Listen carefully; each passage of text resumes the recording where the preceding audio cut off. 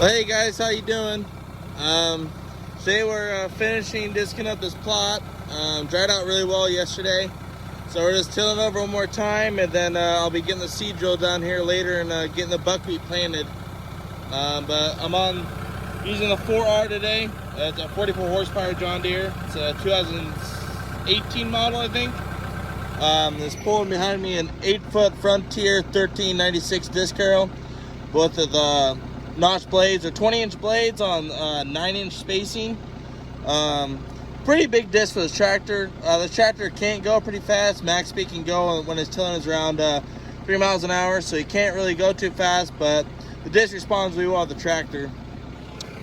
So that's what we're doing today. I'm running anywhere between 1500 to about 2000 RPM. It just depends on the soil conditions. So let's give her a go and see how she does.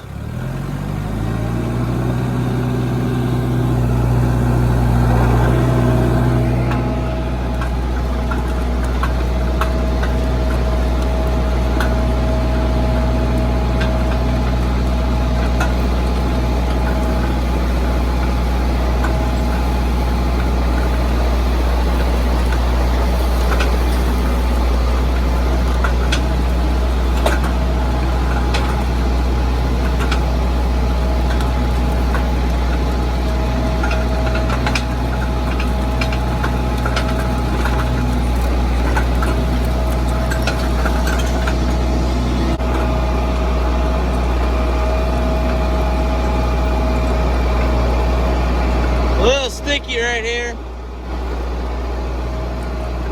Alrighty guys, well I already made some passes, made some minor adjustments to the harrow, put a little bit more pressure on the back side of it so it digs in the ground a little bit better. This is a chicory plot I did yesterday. You can see it did a really good job today. I put on a more aggressive angle and mulched it in a lot better. So I'll give it a day to dry out, and I'll come in and mulch it in again, and then we'll be able to plant it in there. So, all right, let's get this a go, eh?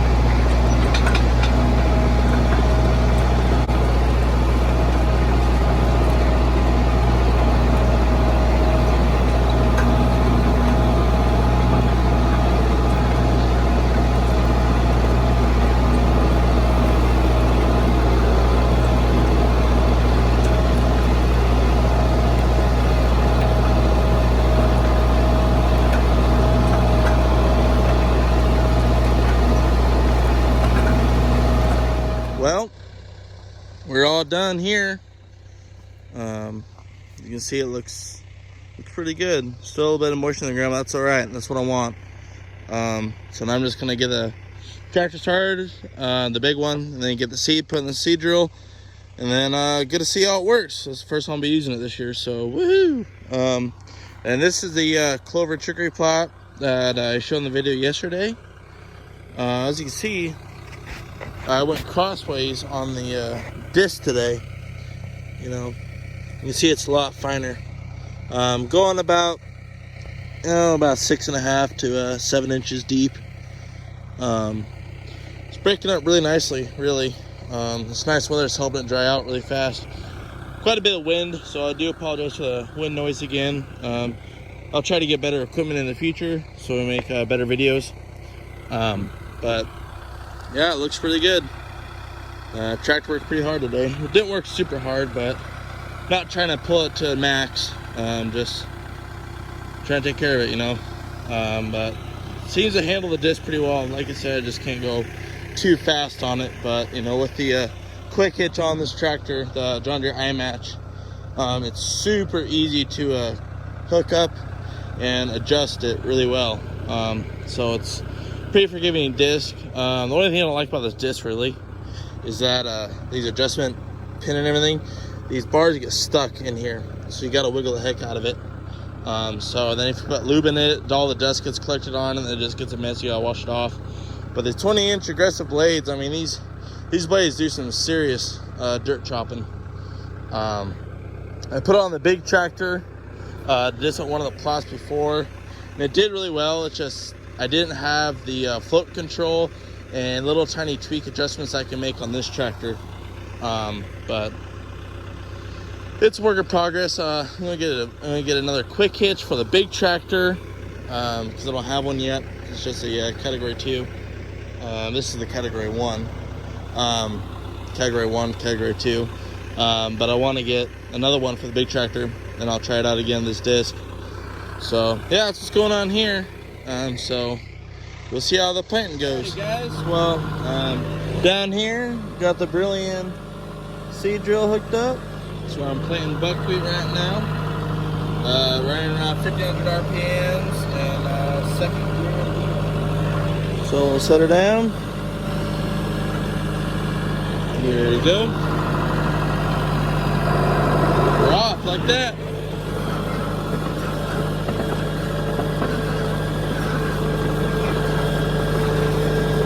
That whining noises, you can hear the gears and chains running. It's a ground-driven seeder.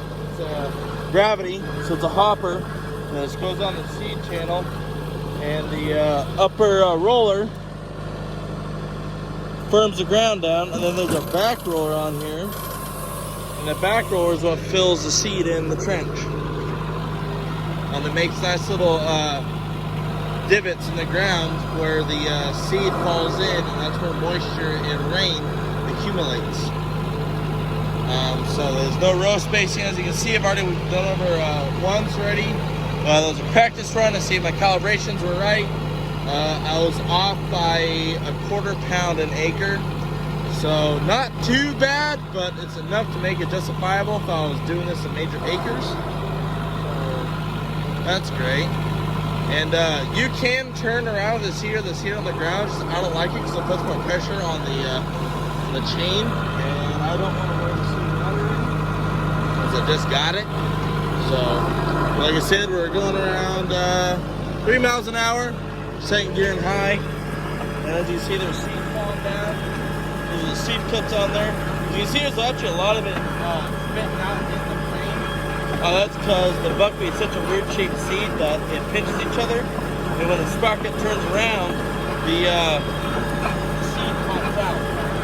So, but there's actually still a lot of ground contact. I'll stop right here and I'll show you guys all the feed.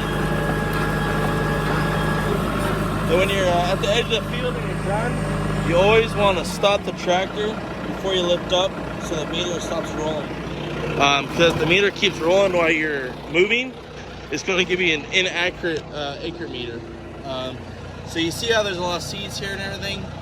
That's just because when the seed gets pinched on here, it pops out. But I'm going to get a bigger seed deflector because Brilliant offers a bigger deflector pan than I can get, so I just got to get it on there. This is my acre meter here. It's a foil light. Lit up here as hazards and brake lights and everything. This is your brome box here. This is for all your grasses and brome type plants like Bermuda grass and stuff like that. The current, these are the paddles, the standard tubes you get, and this is the irrigator box. You see here is my buckwheat. So that's doing a pretty good job. Still have quite a bit left to go. See, this was getting a little low here. I had to transfer some over. That's okay. Still, like I said earlier, it's pretty moist out here, so there's quite a bit of soil getting clumped onto the rollers, but I'm not sure if you guys can see it down here. but you can see some black little seeds down here, and that's buckwheat. See the big rollers going on, they firm the ground, and then this roller back here comes in and affirms it in. But as we walk out here, you can see one right there. You can see one right. See it right there? Right there. But this does a really nice job firming the seed bed. It looks so much better than it did before. But right now, you don't need as high of a horsepower tractor to pull one of these. The reason I do is because this seed drill weighs quite a bit. It's not a light machine. So I have the weight and the power to pull it just in case. As you see here, these scrapers do a really good job getting the dirt off these front rollers, but the factory put them so low that they get all hung up on the scraper. So the scraper kit almost needs to be on the upper here, but I know what happened if it did just clump up right there. So I don't know why they put it right here. But it's just tells you how sticky the soil is. There's a lot of organic matter, granted, here. I should have mowed it down before I tilled it, but I thought it would mulch in a lot better than it did. But actually did a pretty good job. But still, it's just quite a bit of an issue here. So, I got another bag of seed just in case. If you guys are wondering what seed company I use, I use Hancock Seed. They're not a local company. They're based in Florida, but they have really good customer service, and they're a little small family operation. They're not a big giant corporation seed company, so that's why I like to use them. Really good experience with the seeds. They're really good shipping. Sometimes it's free shipping also. And the seeds are actually really good seeds. They're a really good germination rate. This bag was rated for about 95% germination. That's pretty good.